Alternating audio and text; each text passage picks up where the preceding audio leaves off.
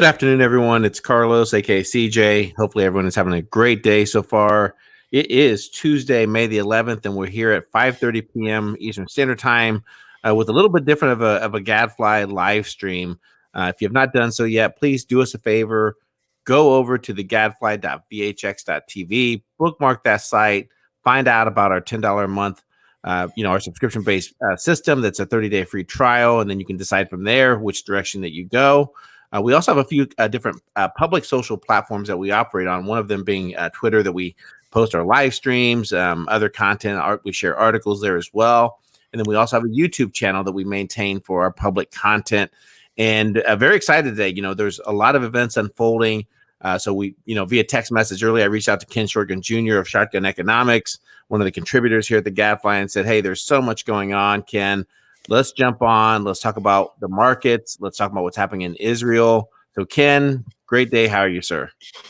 Doing well. Yeah, this time of day, normally I'm doing a quick market wrap-up on what the different markets closed at, anything of importance.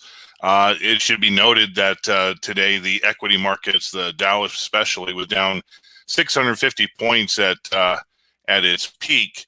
But it was also the same day that the Fed rushed out 7 different officials to jawbone and pretty much throw the propaganda out there. Of course, if you listen to each one, they were pretty much flip-flopping and contradicting what the other said.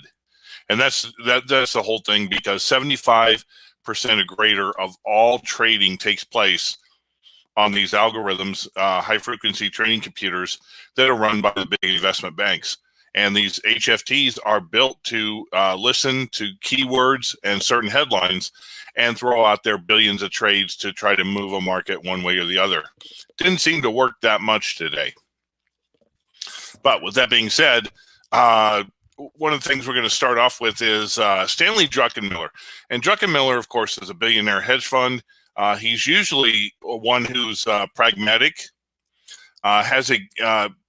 will speak truth to the business media. He's not on there as much as some of the clowns that they usher in, but he has admitted that what the Fed is doing is going to pretty much see the destruction of the dollar as a reserve currency, but he thinks it's going to be another 15 years. And that's where a financier has no understanding of economics. And as I pointed out before many times, economics is not about charts and graphs and mathematics. It's a social science. The original economists were philosophers, they were historians, they were social science and behaviorists. They understood how money and commerce worked within an ecosystem. So you saw later, economics has evolved into this thing where you look at different graphs and different charting and all that, and really that's just a small measure. It's really how the people, and in this case, the geopolitical world, is going to do with the unipolar reserve currency. But with that being said, that was the pretty much the opening pivot today, and we're going to see how the equity markets and such close. The Dow, which had been down about 650 points at its high, only closed down 473 points, 1.36%, not really even a drop in the bucket, to close at 34,269. NASDAQ was down just 12 points after really having a really harsh week. Normally it's down about just short of 200 to 350 points, but it has long past lost the 14,000 handle. It closed down at 13,389. Meanwhile, S&P 500 also was down nearly 1% to 4152. Because of this, we saw yields in the bond market start to spike as there was a sell-off and people getting out of dollar-based assets. The 10-year, which is really the one we look at, was up 0.02 to 0.01% to 1.622. First time it's closed above 1.61 in probably about 2 to 3 weeks, and it's significant because no matter what the Fed says they are going to do, The 10-year and the 30-year are really big indicators on what inflation is in the financial world as a whole. The other thing to take a point, the 1 month treasury is at 0.008 yield, 0.001%. That's pretty much negative. The 3 month, 0.015 negative. 6 month, 0.035 negative. Everything through the 5 year is below 1%. Now, that's in what's called nominal terms, the official nominal terms that doesn't take into consideration everything else. But when you're talking yield, you always have to talk about inflation. And Shadow Stats has recently upped their inflation numbers that we're looking at a minimum of about 11.5%. So take every single yield of the Treasury market and everything is negative. You are losing money by holding it for any period duration of time in Treasury bonds. Moving over to the dollar was pretty much flat today. It did have a little bit of a spike, just barely going under the 90 handle. It had hit 90 or 89.99 before moving back up, but it was down 4 cents for the day, closing out at 90.18. One of the interesting things is because of the dollar's weakness, both the ruble and the Chinese yuan are the strongest against the dollar in their history. Moving over to gold. Well, they tried to beat down gold at the open. You can always see this by the singular candle that dropped gold from about 1843 down to just above 1826. And it was able to recover a decent amount, closing out the day up 93 cents to 1837, and silver did much better, up 28 cents to 27.61. Here's where we get to some fun. It seems that they are pumping and dumping cryptocurrencies all across the board. CJ, what was the big one about a couple weeks ago tied to Elon Musk? Dogecoin, which, of course, if you know the history behind Dogecoin, was made as a joke. And where Bitcoin is only supposed to have 21 million coins in its entire mining history, Dogecoin pumps out several million probably a day, from what I heard. Well, it was up today. The big one, however, the big mover was EOS. EOS has moved up quite a bit, up 36%. That's the new pump and dump or pumper. And of course, Ethereum was up a little bit, but it is below its all-time high because every cryptocurrency got slammed at the close yesterday for no reason. No reason at all. They just all took about a 5 to 6% dump. But interestingly enough, this tells you how absurd cryptocurrencies are getting. And now I make this statement not saying that Bitcoin, Ethereum, EOS, Litecoin, etc., are not legitimate. I'm talking about the absurdity of the entire cryptocurrency sphere. Guess what is number 5 in regards to cryptocurrencies and market cap? What? Go ahead, Ken. What is it? Well, you know what the mascot of Dogecoin is, right? Yep. The doggy. Shiba Inu doggy. Uh-huh. Well, somebody after the promise of Dogecoin created a cryptocurrency called Shiba Inu. So there's Dogecoin, which has a Shiba Inu as its mascot, and there's also a Shiba Inu cryptocurrency, and it's number 5. It was down today, and by the way, the value of the Shiba Inu coin is 0.000034. So you can buy 1 million with just $1. You can't make this stuff up, Ken. You cannot make this stuff up. So moving over to oil, the commodity sector. We've got a nice little story about what's happening from the, it's not quite a ransomware, but the cyber attack on a pipeline that brought down energy to a number of different states and number of different regions.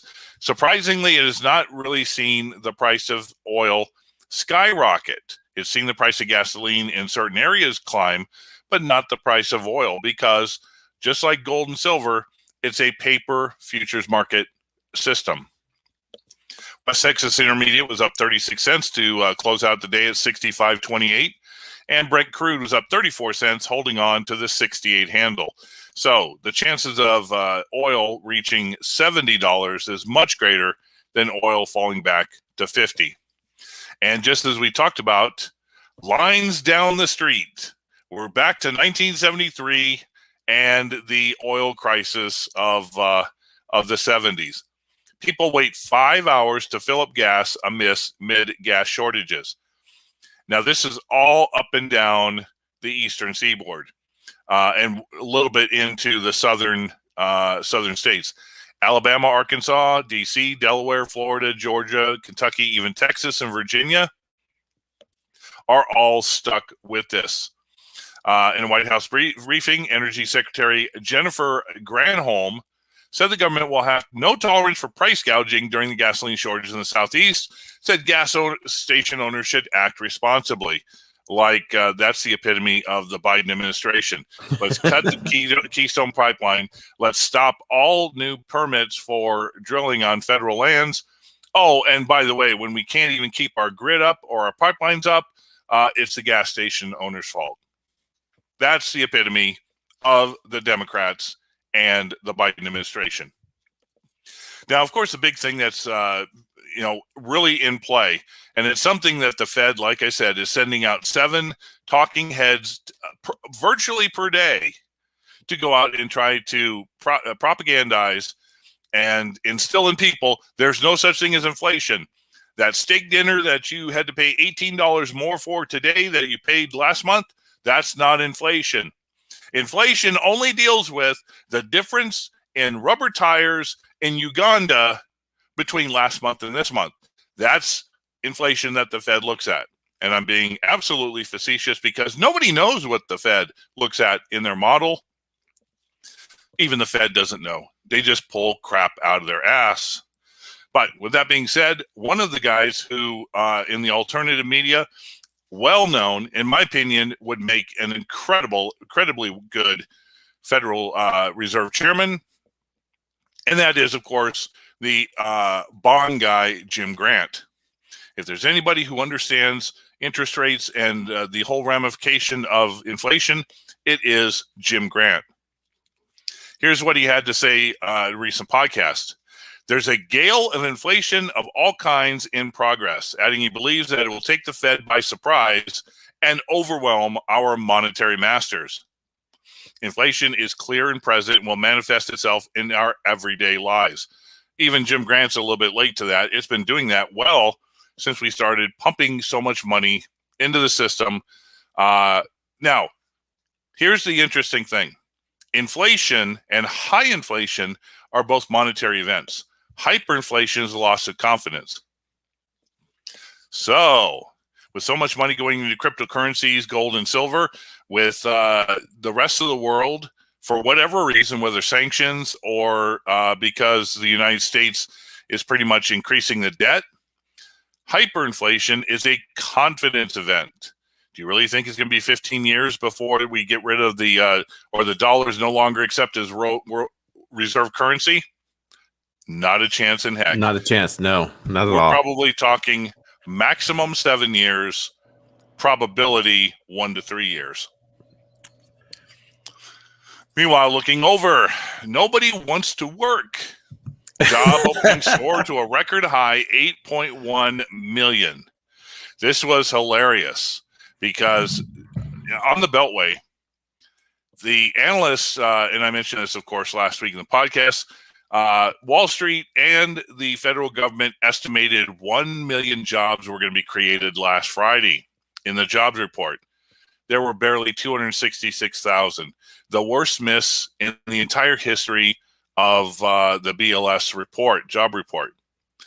Now we've got a record 8.1 million.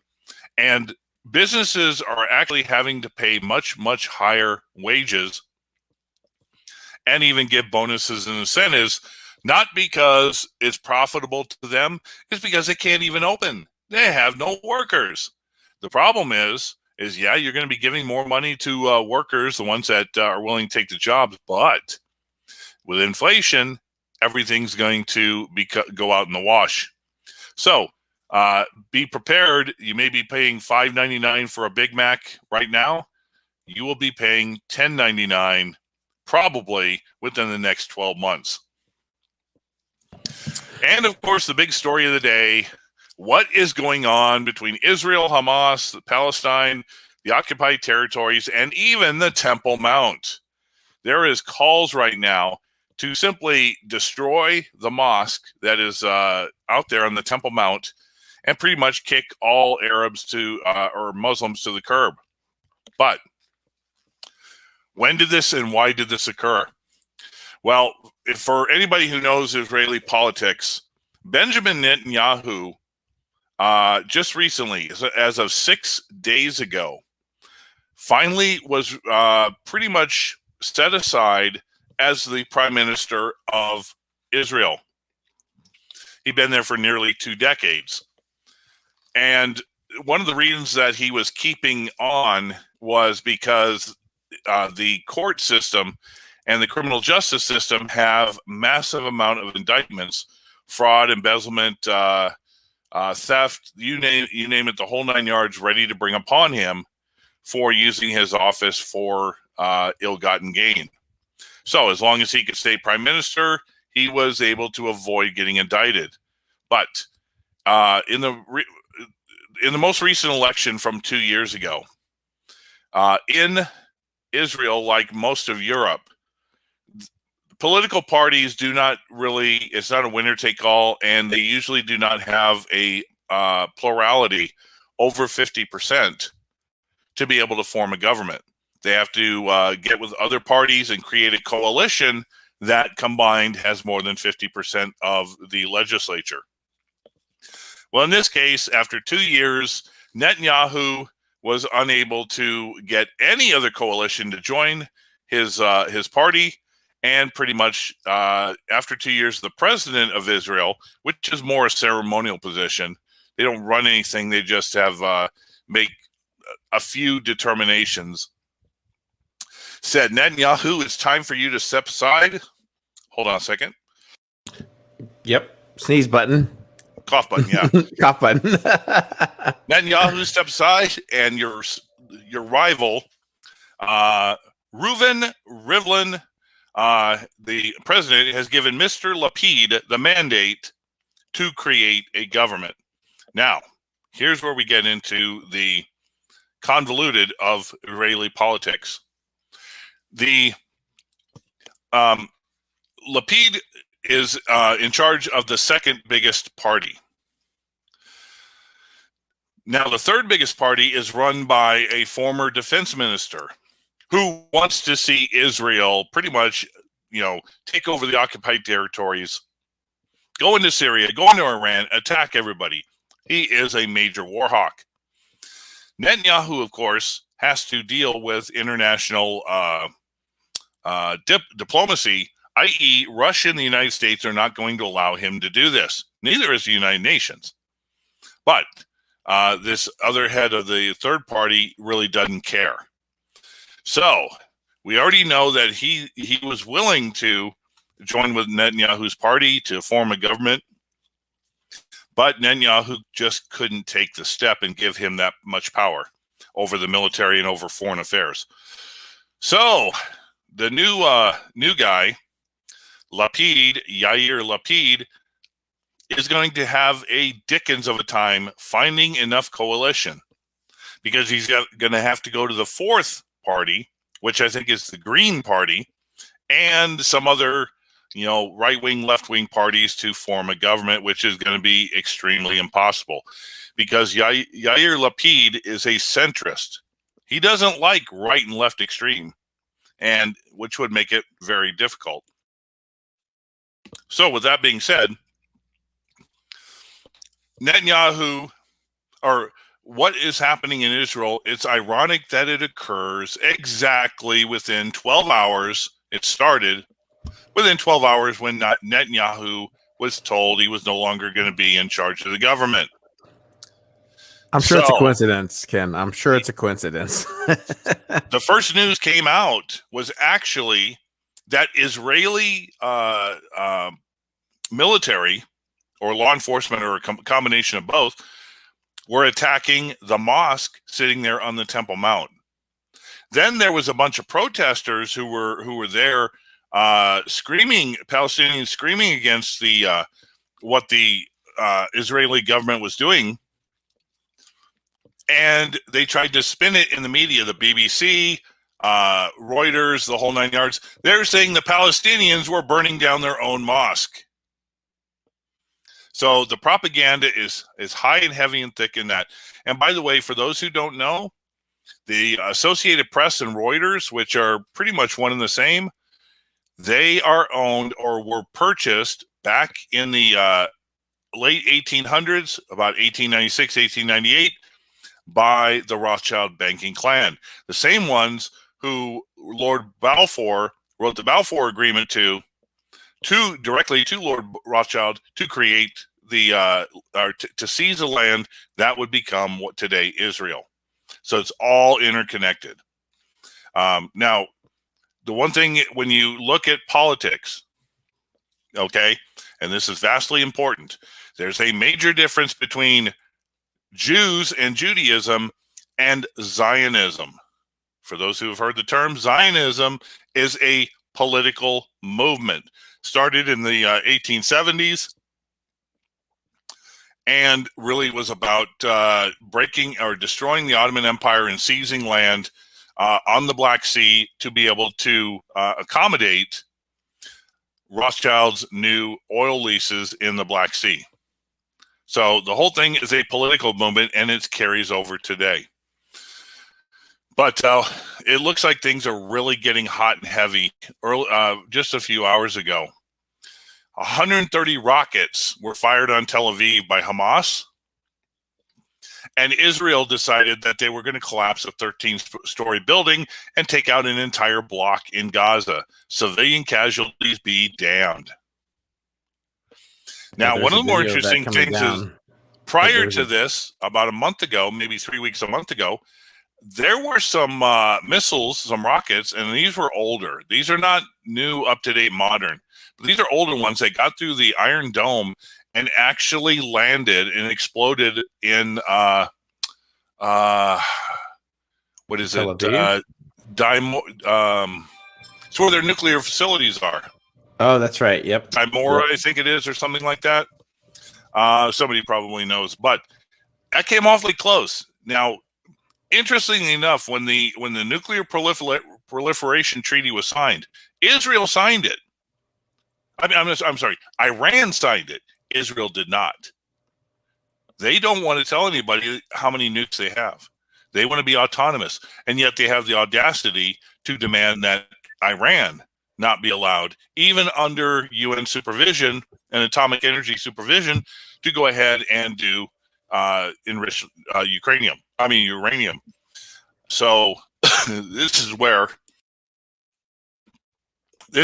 the hypocrisy and the contradictions around the board really get hot and heavy. Anyway, your thoughts on this ongoing event here, CJ? It's just I had posted earlier that the news cycle, the last 24 hours, Ken, was very intense. Everything from the hack of the oil pipeline to the shortages occurring, witnessing that occur on the coast, and then also I think the most significant thing is the Fed losing the narrative in regards to inflation, where most economists and were rebuking the idea that it was transitory, that hey, you know what, this is what's going to happen. They're like, wait a minute, well, how can you explain that with so many different reasons?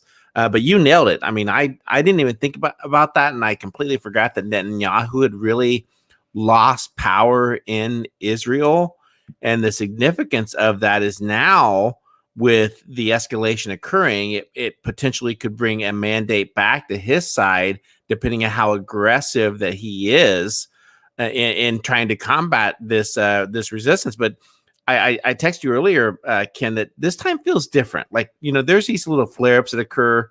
They used to occur more often than not. But for some reason, this time seems a little bit different. And I don't know whether it's the Saudis meeting with Syria or the U.S. State Department re-engaging Iran in regards to the nuclear. What's the name of the abbreviation that they have with the agreement? The JCPOA. Yes, thank you. So this time feels different in terms of what's happening there, and it's very violent. It's very fast to witness this, and I'm saying that it's coming to a head in the Middle East, and this has been drummed up for quite some time, and this is a statement. And Mimi Syrian Girl had tweeted this out, and this was a statement in regards to the founder of the Return of the Mount movement, and this is regards to what he said in regards to the Temple Mount, is that quote unquote that the Temple Mount is ours and only ours, and there isn't room there for anyone else. Then we can be victorious in Amana, then we can conquer not only the Temple Mount, but Jordan and Syria too, and establish a real Jewish state over all the land of Israel. Gosh, Ken, that's a huge statement, and coming from the person that's mounting the movement towards that. And I think that's why the Palestinians are kind of, I think this is their, I don't want to call it the last stand, but this is what they're up against. And I think that's why we're seeing such an elevation in terms of violence of what's occurring there with the bombs and everything. So who knows how long this is going to go? I don't think anyone is really coming to the table with any type of peace or truce or any type of that, of any type of negotiations at this point. So we're just going to have to continue to monitor it. And it's the $1 million question is how the U.S. is going to react to this. What's going to be the stance? Because we know that there's been a dramatic shift in terms of the State Department's managing of this under Jared Kushner and Trump to now Biden, Ken. Yeah, and Pompeo, of course, was anti-Iran. By the way, if you want to scroll down and go back to that one you had up, I'll wait while you do that, if you can find it. Okay, the quote, the exact tweet you had up while you were speaking. Yeah, that one. Go ahead and click on it. There you go. If you look to the left, or to the right, I should say, Partisan Girl, Syria Girl. If you notice, I'm the one who tweeted underneath her. Oh, yeah, I didn't even see that. But look exactly what she says, and it's confirmation of what I've said. Founder, scroll back up. Founder of Return to Mount movement. We can conquer Syria and Jordan. Zionism is an existential threat to Syria. We will not stand for an expansionistic terror state on our borders. You got to remember, too, the first leader of Zionism, Thomas Herzl, in his diary said, because most Jews who were in Europe and in Russia, Ukraine, that area, they weren't interested in going into Palestine and retaking and making a Jewish state.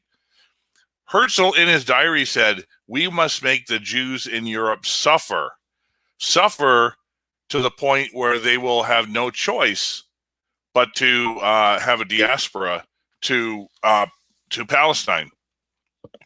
Well, think about it. What happened about 30, maybe about 40 years later? Oh, yeah, the Jews suffered all right. Was that a foreshadowing? And was the Zionist movement in part what led to that genocide? Because shortly after, the man in his own diary who called himself the father or the godfather of terrorism, and I'm talking about David Ben-Gurion, the one who was a part of the King David Hotel bombing, and the first leader of the new Jewish state. Their whole purpose was to go ahead and force the UN's hand and force Britain's hand, who had control over Palestine, to go ahead and do this. And that's where, with what the Lord Balfour letter and the Lord Balfour agreement, and their ties to the Rothschilds, this is where all that talk about the Israeli-British ties are together. Now, it's not as big as it was back then at the start of the 20th century and even in the 19th century, but you can see where the UN almost had no choice because Britain was on the Security Council, and that was going to go forward. My comments on there actually were tied to what the Bible says about there not being a return of Israel. In 2 Kings, the breakaway state, because there was Judah and then there was Israel, the northern kingdom. And in 2 Kings, it says that the Lord removed Israel from his sight, according to the prophets. So Israel was carried away from their own land to Assyria unto this day. And whenever you see the word this day or unto this day, that is actually an idiom, a Hebrew idiom, which means not until a descendant of King David, of the root of Jesse, the seed of David, sits on the throne in Jerusalem and rules again, i.e., the second coming, when Messiah comes and rules. So Israel was never created by God, as many even in the Christian church like to do. It was a man-made creation, and you can see this all throughout. Because think about this: where is the largest gay pride parade held every year? In Tel Aviv. Yep. Who is the number one human trafficker in the world? Israel.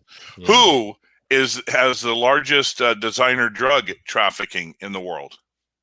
Israel.